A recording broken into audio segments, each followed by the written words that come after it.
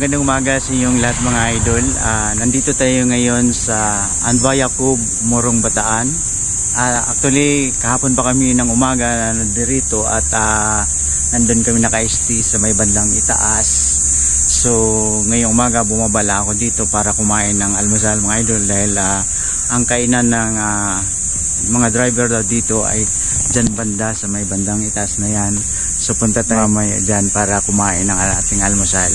At pagkatapos nating kumain ng almusal mga idol ay silipin natin saglit yung kanilang beach dito para makita natin yung ganda ng kanilang beach. Okay? So samahan muna niyo ako mga idol at kain lang tayo na sandali ng ating almusal ngayong umaga.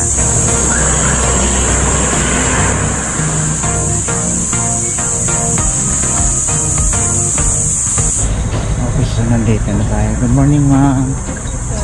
Ito na yung kainan ng mga driver no? Okay. Thank you. Halika, kain pala tayo ng salman.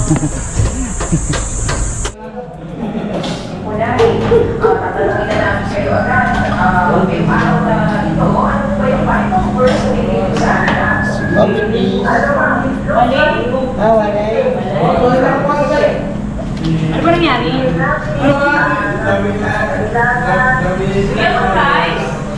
Isa lang. Ayun.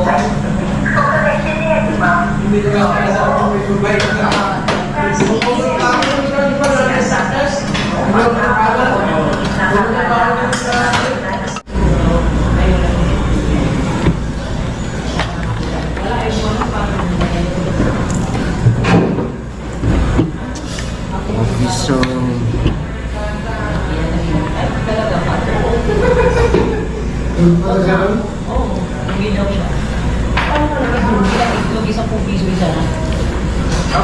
so ito yung almusal natin ngayon mga idol.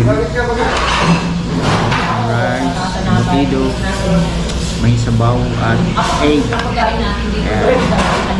Ayan, sarap. Sarap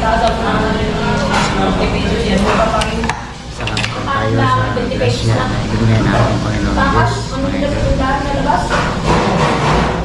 Dati hindi lang 10. O ngayon makabili ka pa sa kanin. Mga bata siguro, estudyante. Ano nabigay ko na si Tibuloy? Pagkano yung sinungaling nito? 4-6? Baka mag-picture kayo matang pa. Paano yung opera? Di ba umalis ako sa gabi nakita mo ko? Utangin na ako. Kain tayo mga idol. Nalasing na ako 2 kayo doon. Sila si ma'am. Ma'am, kain. Sige po. Sir, kain kayo. Yes, sir. Si Kuya nang pag-vlog eh. Di ba mga pupulso? Anong pangalan mo, Ma'am Joanna? Lianaris. Ma'am Joanna Lianaris mga idol. Ayan. Ito yung cafeteria na bayan ko. Alin ba? Cafeteria. Ito yung pinaka kainan ng ano lang, mga drivers. Tsaka mga empleyado nyo.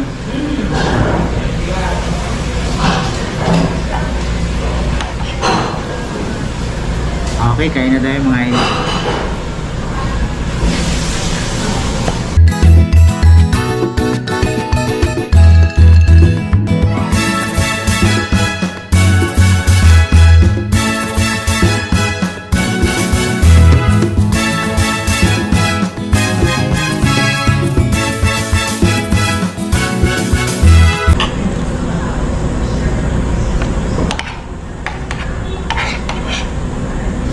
Tahimik mga idol kasi mag-isa lang akong driver ngayon na kumakain dito.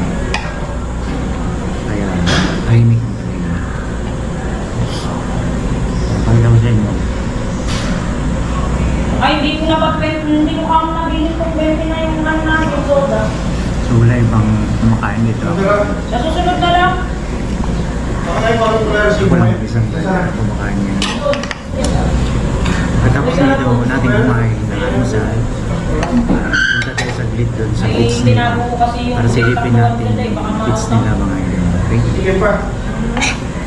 Wala na, ano na ako sa kanya. Masarap na Basta yun. nag-ano na ako ano. Masarap maligo sa mga beach pag ganitong panahon. Sobrang init. O tapos.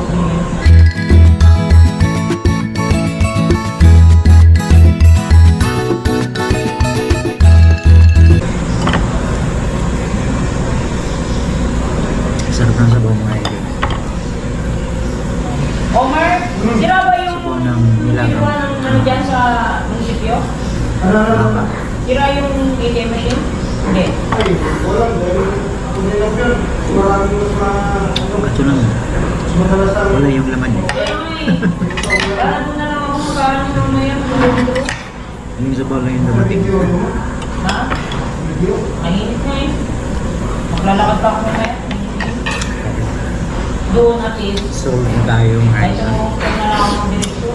Thank you talaga sa Panginoon. Nakaraos naman tayo na ating alisan.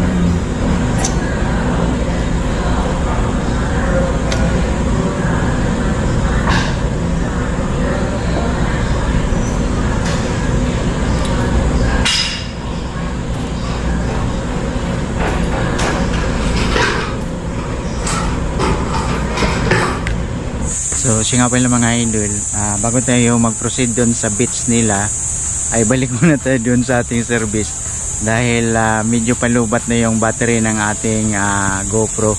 Kaya kuha muna tayo ng reserva nating battery para tuloy-tuloy yung ating pag-video doon sa kanilang beach. Okay?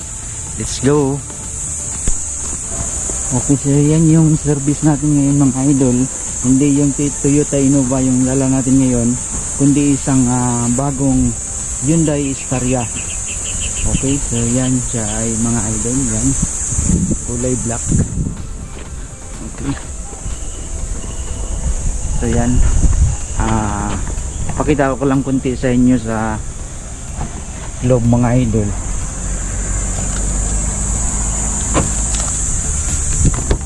Itong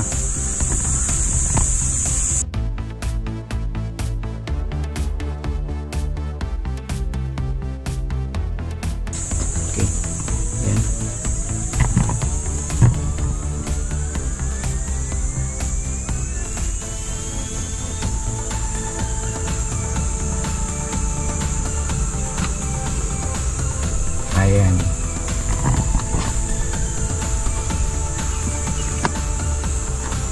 Ayan.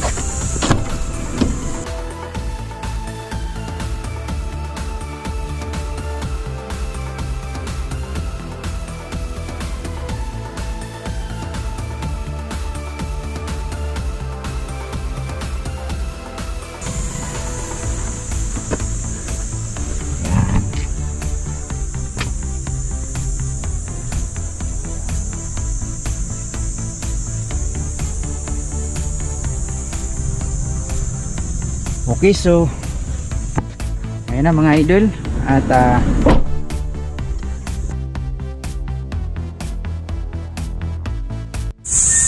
okay, so nakakuha na tayo ng reserva natin na baterya mga idol para sa atin na camera ngayon at mag-proceed na tayo diretso doon sa kanilang beach para masilip natin kung gaano ba kaganda yung beach nila dito sa Anvaya Cove, Morong Bataan.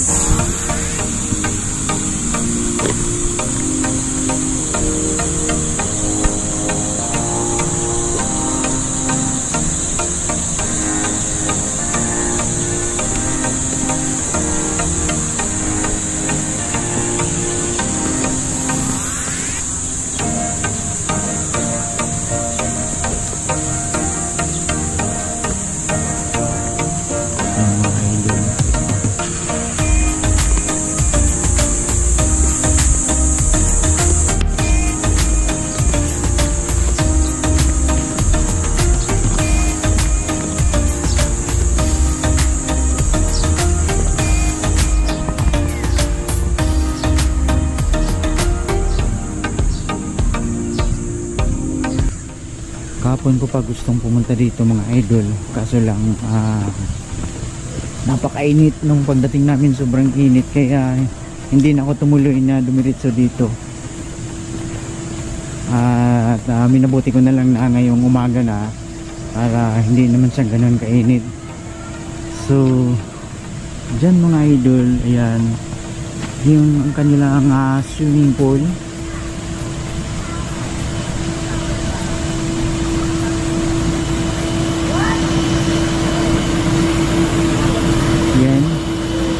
Yung kanilang swimming pool dito mga idol.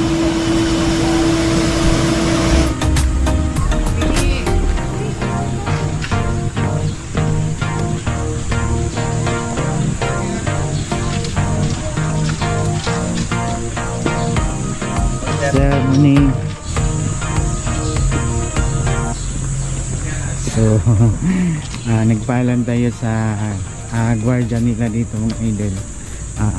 Baka kasi bawal kasi kanina dun sa gate ang sabi ng isang guard ay bawal daw pakalat-kalat o bawal daw. Third morning. So, pinagbigyan naman tayo at sabi nga niya bilisan lang daw. Ngayon inulit natin dun sa isa niyang kasamahan na magpaalam muli at okay naman daw.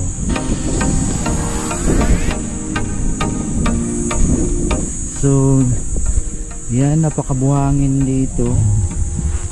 Pinong buhangin ito mga idol. Hindi naman siya ganun kaputi pero puro siya buhangin.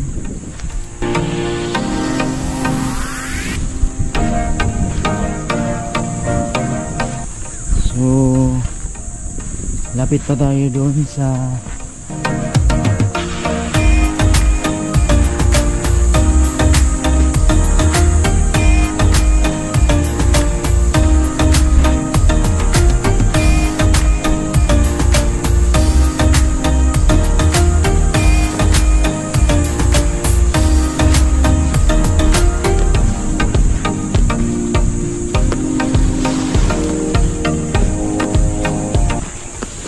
mahirap maglakad dito sa ganitong buhangin. Lumulubog kasi yung paa natin.